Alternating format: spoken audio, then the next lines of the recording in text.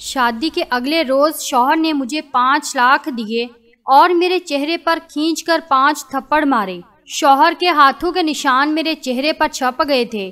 میرا تو دماغ گھوم گیا تھا۔ اس کے بعد شوہر نے مجھے گھر سے نکال دیا۔ ساس بولی اپنے 7 بھائیوں کو بتا دینا کہ آج ہم نے اپنا بدلہ لے لیا ہے۔ میں روتی ہوئی گھر پہنچی تو 7 بھائیوں نے میرے ہاتھ میں ایک کاغذ تھمایا اور کہا جا کر اپنے شوہر کو دکھاؤ، وہ تم سے معافی بھی مانگے گا اور اپنی ماں کو تھپڑ مار کر گھر سے نکال دے گا۔ میں نے واپس جا کر شوہر کو وہ کاغذ دیا تو میرے سر پر آسمان گر پڑا، کیونکہ شوہر نے تو آج جمعے کا دن تھا اور بہت سے لوگ مسجد میں نماز پڑھنے جا رہے تھے اور میں مسجد کے باہر بیٹھی بھیک مانگ رہی تھی۔ میں اسی طرح سے بھیک مانگ کر اپنا گزارا کرتی تھی۔ مسجد میں کوئی بھی خوبصورت لڑکا جاتا تو میں اس کی طرف حسرت سے دیکھتی اور دعا کرتی کہ میری اس لڑکے سے شادی ہو جائے تو میری زندگی بھی سنور جائے گی۔ اچانک میری نظر ایک چہرے پر پڑی۔ وہ ایک بے حد حسین اور خوبرو نوجوان تھا جسے دیکھتے ہی میرا جی چاہا کہ کاش یہ شخص میری طرف متوجہ ہو جائے، لیکن وہ خاموشی سے مسجد گیا اور واپسی پر سرسری سے انداز میں مجھے 500 کا نوٹ دے کر چلا گیا۔ میں اس سخی دل آدمی کو دیکھ کر بہت متاثر ہوئی تھی۔ میں اگلے دن پھر اس کا انتظار کرنے لگ گئی۔ وہ ظہر کی نماز مسجد میں آ کر ہی پڑھتا تھا۔ میں بہت بے چین ہوتی کہ کیسے اس سے بات کروں۔ ایک دن میں نے تنگ آ کر اس سے بات کرنے کی ٹھان لی۔ جیسے ہی وہ نماز پڑھ کر باہر نکلا، میں اس کے پیروں میں گر گئی اور بولی اللہ کا واسطہ صاحب میری مدد کرو، اس دنیا میں عورت کا کوئی ٹھکانہ نہیں ہے، یہاں کے ظالم بھیڑیے مجھے کھا جائیں گے، خدا کے لیے مجھے پناہ دے دو۔ میں رو رہی تھی۔ اس طرح کے ڈرامے تو میں خوب جانتی تھی۔ اس نے پہلے تو مجھے ہٹانے کی بہت کوشش کی، لیکن جب میں مسلسل اس کے سامنے روتی رہی تو آخر اس نے تنگ آ کر کہہ ہی دیا اچھا ٹھیک ہے چلو میں تمہیں اپنے ساتھ لے جاتا ہوں۔ اس کی یہ بات سن کر میرے دل میں خوشی کی لہر دوڑ گئی۔ اس نے مجھے اپنے ساتھ پچھلی سیٹ پر گاڑی میں بٹھا دیا۔ میرے دل میں کوئی ڈر نہیں تھا۔ سارے راستے وہ خاموشی سے بیٹھا رہا۔ تقریباً 1 گھنٹے بعد گاڑی ایک گھر کے سامنے جا رکی۔ وہ مجھے اندر لے آیا اور وہ گھر زیادہ بڑا نہیں تھا۔ میرے ذہن میں کئی سوالات تھے، لیکن میں نے خاموش رہنا مناسب سمجھا۔ جیسے ہی ہم اندر داخل ہوئے، ایک عورت باہر آئی۔ اس نے میرے ساتھ کھڑے شخص سے سلام لیا۔ تبھی ایک آدمی بھی کمرے سے باہر آیا۔ اس کے بعد ان دونوں میں کچھ گفتگو ہوئی، جس کے بعد یہی طے ہوا کہ میں اب یہیں رہوں گی اور میرا سارا خرچ وہ شخص اٹھائے گا۔ لیکن اب وہ مجھے اپنے گھر لے جا نہیں سکتا تھا۔ یہ فیصلہ مجھے کچھ خاص پسند نہیں آیا تھا، کیونکہ میں تو اس کے ساتھ ہی رہنا چاہتی تھی۔ میں تو اسے پہلی نظر میں ہی اپنا بنانے کی خواہش کر بیٹھی تھی۔ خیر وہ مجھے وہاں چھوڑ کر واپس چلا گیا۔ اس گھر میں صرف فردوس اور اس کا شوہر رہتے تھے۔ اس کا شوہر اس آدمی کا دوست تھا، اس لیے وہ مجھے یہاں چھوڑ کر چلا گیا۔ فردوس نے مجھے اپنے کپڑے دیے۔ میں نے نہا کر وہ نئے کپڑے پہنے تو میرا حلیہ ہی بدل گیا تھا۔ تھوڑی دیر کے بعد فردوس میرے لیے کھانا لائی اور میرے پاس بیٹھی۔ میں نے مناسب موقع سمجھ کر اس شخص کے بارے میں پوچھ لیا۔ جیسے ہی میں نے سوال کیا کہ وہ کون تھا اور مجھے یہاں چھوڑ کر کیوں گیا ہے، فردوس کہنے لگی بہن اس کا نام سالار ہے، یہ بہت اچھا نیک انسان ہے، امیر بھی بہت ہے، یہ بہت سے غریبوں کی مدد کرتا ہے، اس کی اپنی منگنی ہو چکی ہے اور جلد اس کی شادی ہے، اس لیے تمہیں یہاں چھوڑ کر گیا ہے کہ اس پر کوئی بات نہ بن جائے۔ اس کی باتوں سے مجھے اندازہ ہوا کہ فردوس کو باتیں کرنے کا بڑا شوق ہے۔ ایسی لڑکیوں کو اپنی مٹھی میں کرنا میرے بائیں ہاتھ کا کھیل تھا۔ میں اپنی پچھلی کہانی کو فراموش کر کے آگے کی سوچوں میں گم ہو گئی تھی۔ 3-4 دنوں میں ہی فردوس کو میں نے اپنا گرویدہ بنا لیا تھا۔ پھر ایک دن وہ میرے پاس بیٹھی اپنے دکھڑے رو رہی تھی کہ میرے خیال میں آیا کہ یہ صحیح وقت ہوگا جب میں اپنا ڈرامہ شروع کر دوں۔ میں نے فردوس سے کہا کہ میں تم سے ایک بات کرنا چاہتی ہوں۔ لیکن وعدہ کرو تم کسی کو نہیں بتاؤ گی۔ اس نے فوراً وعدہ کر لیا۔ تب میں نے اسے کہا کہ میں بہت مجبور لڑکی ہوں، ساری زندگی بنا کسی سہارے کے کیسے رہوں گی، مجھے کسی سہارے کی ضرورت ہے۔ میری بات پر وہ پریشان ہو کر بولی، بات تو تمہاری ٹھیک ہے، پر میں کیا کر سکتی ہوں؟ تب میں نے اسے کہا کہ میں سالار سے شادی کرنا چاہتی ہوں، اس سے اچھا جیون ساتھی میرے لیے کوئی نہیں ہو سکتا۔ میری یہ بات سن کر وہ ایک دم چونک گئی اور بولی، اس کی تو شادی ہونے والی ہے، وہ پسند کی شادی کر رہا ہے۔ میں نے اس کے آگے ہاتھ جوڑ دیے اور کہا، جو بھی ہو مجھے اسے اپنا بنانا ہے، کیونکہ میں اسے دل و جان سے چاہتی ہوں۔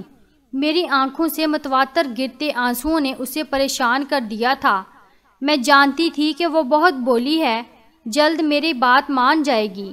پھر ایسا ہی ہوا، آخر میری فریاد سن کر اس نے حامی بھر لی اور کہا کہ ٹھیک ہے، تم جیسے کہو گی میں ویسے ہی کروں گی۔ اس کی یہ بات سنتے ہی میرے چہرے پر فاتحانہ مسکراہٹ دوڑ آئی۔ اگلے ہی روز میرے منصوبے کے مطابق اس نے سالار کو بہانے سے اپنے گھر بلا لیا۔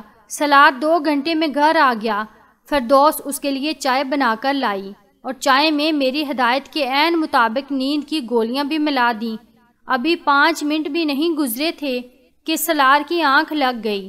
میں اور فردوس اس کے باری وجود کو گھسیٹتے ہوئے میرے کمرے میں لے آئے اور بیڈ پر لٹا دیا۔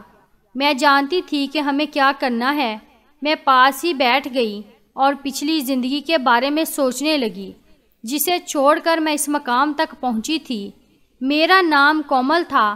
میں ایک بڑے متوسط گھرانے سے تعلق رکھتی تھی، لیکن اپنے والدین کی اکلوتی اولاد ہونے کی وجہ سے مجھے ہمیشہ ان سے محبت اور پیار ملا تھا۔ میں ان کی آنکھوں کی ٹھنڈک اور دل کا سکون تھی۔ وہ میری ہر چھوٹی سے چھوٹی اور بڑی سے بڑی خواہش کو پورا کرنے کی کوشش کیا کرتے، لیکن میری قسمت میں شاید ان کا زیادہ پیار نہیں تھا، کیونکہ مجھے ایک لڑکے ندیم سے محبت ہو گئی تھی۔ اس کی کریانے کی دکان ہماری گلی میں تھی۔ میں اس کی دکان پر اکثر سودا لینے جایا کرتی۔ وہ میری جانب بڑی ہی معنی خیز نگاہوں سے دیکھتا۔ پہلے میں اس کی نگاہوں کا مطلب نہ سمجھی، مگر سچ تو یہ تھا کہ مجھے بھی وہ اچھا لگا تھا، اور میں بہانے سے اس کی دکان پر دن میں 3-4 چکر لگا لیا کرتی۔ جب اسے میرے جذبات کا پتہ چلا، اس نے بھی فوراً میرے سامنے اپنا دل کھول کر رکھ دیا۔ پہلے تو میں ڈر گئی، کیونکہ کبھی کسی نے مجھ سے اس طرح کی بات نہیں کی تھی۔ اس نے کہا کہ میں تم سے محبت کرتا ہوں، تم سے شادی کرنا چاہتا ہوں۔ میں نے کہا نہیں، میرے ابا کو پتہ چلا تو وہ مجھے مار ڈالیں گے۔ میری بات سن کر اس کے چہرے پر مسکراہٹ پھیل گئی۔ وہ بولا، ابا کی فکر مت کرو، میں سب کچھ سنبھال لوں گا۔ اس کی بات نے مجھے تسلی دی۔ آہستہ آہستہ ہماری ملاقاتوں کا سلسلہ بڑھنے لگا تھا۔ اب اس کے بغیر میرا دل نہیں لگتا تھا۔ ابھی ہماری محبت کو پروان چڑھے زیادہ دن نہیں گزرے تھے کہ ابا نے کہیں میرے رشتے کی بات شروع کر دی۔ میں نے گھر کے سارے حالات فوراً ندیم کو جا کر بتائے۔ ندیم میری باتیں سن کر بہت پریشان ہو گیا۔ پھر اچانک اس نے کہا کہ ہم دونوں یہاں سے دور کہیں چلے جاتے ہیں، اس طرح ہم دونوں آسانی سے نکاح کر کے اپنے رشتے کو جائز نام دے سکتے ہیں۔ اس کی اس بات نے مجھے اچھا خاصا چونکا دیا تھا۔ وہ مجھے گھر سے بھگانے کا کہہ رہا تھا۔ میں نے نفی میں سر ہلا دیا اور وہاں سے واپس چلی گئی۔ گھر جا کر میرے ذہن میں بار بار خیال آ رہے تھے کہ میں ندیم کو کیسے حاصل کر سکتی ہوں۔ اسی شام میرے سسرال والے آئے۔ انہوں نے میری تاریخ طے کر دی۔ اب یہ چیز میرے لیے ناقابل قبول تھی۔ میں کیسے کسی ایسے شخص کے ساتھ شادی کر سکتی تھی جسے میں جانتی تک نہیں تھی۔ بس پھر اگلے روز میں نے ندیم سے کہہ دیا کہ میں تمہاری ہر بات ماننے کے لیے تیار ہوں۔ میری بات سنتے ہی اس کے چہرے پر مسکراہٹ آ گئی۔ اس نے مجھے آگے کا سارا پلان سمجھا دیا۔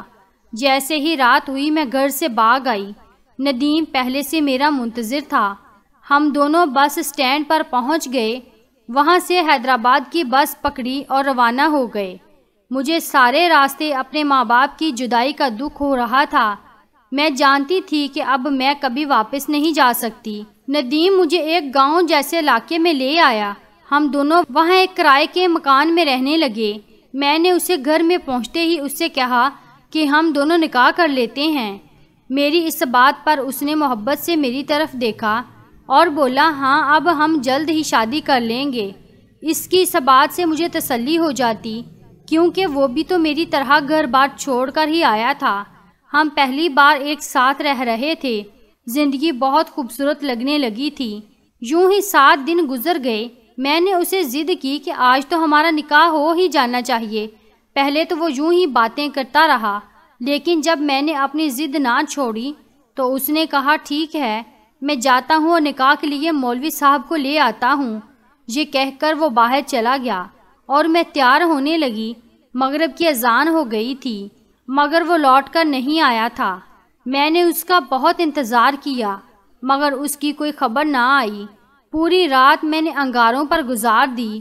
میرے پاس کچھ نہیں تھا جس سے میں ثابت کر سکتی کہ اس کا اور میرا کوئی تعلق تھا۔ اس کے بعد وہ پھر کبھی نہیں آیا تھا۔ مہینہ ختم ہوا تو مالک مکان نے کرائے کی ڈیمانڈ کر دی جو کہ میں پوری نہیں کر سکتی تھی۔ اگلے مہینے کی 10 تاریخ کو اس نے مجھے دھکے دے کر گھر سے نکال دیا تھا۔ اب میرے پاس کوئی ٹھکانہ نہیں تھا۔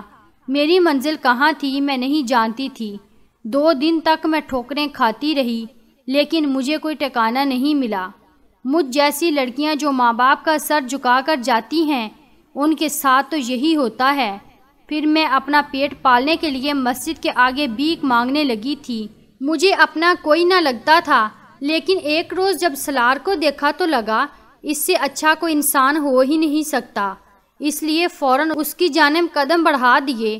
انہی سوچوں میں ڈوبے کب میری آنکھ لگ گئی کچھ پتہ نہیں چلا، لیکن صبح کا سورج ابھی صحیح طرح طلوع نہیں ہوا تھا کہ میری آنکھ کھل گئی۔ پھر میں نے وہی کیا جو میرے پلان کا حصہ تھا۔ میں زور زور سے چیخنے لگی۔ میری آواز پر سالار بھی اٹھ کر کھڑا ہو گیا۔ اتنے میں فردوس اور اس کا شوہر بھی کمرے میں آ گئے۔ تب میں نے چیخ چیخ کر کہا اس شخص نے مجھے رات کو نشے والی چائے پلائی تھی اور میں بے ہوش ہو گئی تھی۔ یہ کہہ کر میں پھوٹ پھوٹ کر رونے لگی۔ وہ اپنی صفائی میں کچھ کہنا چاہتا تھا لیکن میری چیخو پکار سن کر فردوس کے شوہر نے اسے دھکے دے کر گھر سے نکال دیا۔ بہرحال میں اسے ہر حال میں پانا چاہتی تھی۔ اگلے دن میں اس کے گھر پہنچ گئی۔ میں اس بنگلہ نما گھر میں داخل ہوئی تو میں نے ملازمہ سے سالار کی امی کو بلانے کا کہا۔ چند ہی منٹوں بعد سالار کی والدہ میرے سامنے بیٹھی تھیں۔ وہ پروقار شخصیت کی خوبصورت خاتون تھیں۔ ان کی نظروں میں کئی سوالات تھے کیونکہ وہ مجھے پہچانتی نہیں تھی۔ میں ان کے سوالوں سے پہلے ہی ان کے پیروں میں گر گئی اور پھوٹ پھوٹ کر رونے لگی۔ میرے اس طرح کرنے پر انہوں نے کہا بیٹی تم کون ہو اور تمہیں مسئلہ کیا ہے؟ تب میں نے کہا آنٹی آپ کا بیٹا سالار، اس نے مجھے برباد کر دیا ہے، میری عزت خاک میں ملا دی ہے۔ بتائیں اب میں کہاں جاؤں گی؟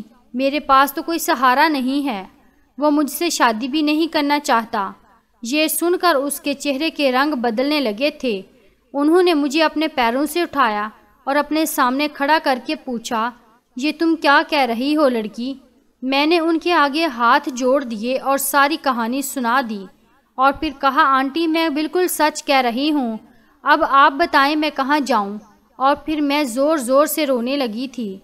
اتنے میں سالار گھر میں داخل ہوا۔ مجھے دیکھ کر اس کے چہرے کے تاثرات بدلنے لگے تھے لیکن میں نے اپنی کارروائی جاری رکھی اور کہا آپ کا یہ بیٹا میری زندگی برباد کر کے اب انجان بن رہا ہے۔ سالار کی ماں نے اپنے بیٹے سے پوچھا کیا اس لڑکی کے ساتھ تم نے رات گزاری ہے؟ سالار نے ماں کو جواب دیا ہاں ماں، مگر اس سے پہلے کہ وہ کچھ کہتا اس کی ماں نے اسے ایک تھپڑ مار کر چپ کروا دیا۔ اب اس عورت کو بھی میری باتوں پر یقین آ گیا تھا۔ سالار کچھ کہنے ہی لگا تھا کہ اس کی ماں نے اسے پھر سے ٹوک دیا اور کہا اب تم صرف میری بات سنو، اس لڑکی سے جلد از جلد نکاح کرو، ابھی اسی وقت جاؤ اور نکاح کا بندوبست کرو۔ سالار ماں کے حکم کے آگے مجبور ہو گیا تھا۔ وہ خاموشی سے وہاں سے چلا گیا۔ اس عورت نے پیار سے مجھے گلے لگایا اور کہا اس خاندان میں کبھی کسی کے ساتھ ناانصافی نہیں ہوئی تو تمہارے ساتھ کیسے ہو سکتی ہے؟ سالار کی ماں نے اپنے بیٹے کی شادی توڑ کر میرے ساتھ اس کی شادی طے کر دی۔ سالار کی منگیتر کا رو رو کر برا حال تھا مگر مجھے اس کی کوئی پرواہ نہیں تھی۔ اب میری ساری پریشانیاں ختم ہو چکی تھیں۔ شام کا وقت ہو گیا لیکن سالار نہیں لوٹا تھا۔ اس کی امی بھی کافی پریشان نظر آ رہی تھی، لیکن اس سب کے باوجود انہوں نے اپنی توجہ میری طرف کم نہیں کی تھی۔ شام کو میں اور اس کی امی چائے پی رہے تھے جب اچانک گھر میں سالار داخل ہوا۔ اس کے ساتھ نکاح خواں اور 3 لوگ اور موجود تھے۔ اسے دیکھ کر میرے چہرے پر مسکراہٹ آ گئی۔ وہ لمحہ مجھے خواب سا لگ رہا تھا۔ پھر اگلے ہی لمحے بڑی سادگی سے ہم دونوں کا نکاح ہو گیا۔ مجھے ہلکا پھلکا زیورات اور میک اپ پہنا کر سالار کے کمرے میں بٹھا دیا گیا۔ میں اپنی اس زندگی سے بے حد خوش اور مطمئن تھی، مگر کچھ دیر کے بعد سالار کمرے میں داخل ہوا۔ اس کے ہاتھ میں کاغذات تھے۔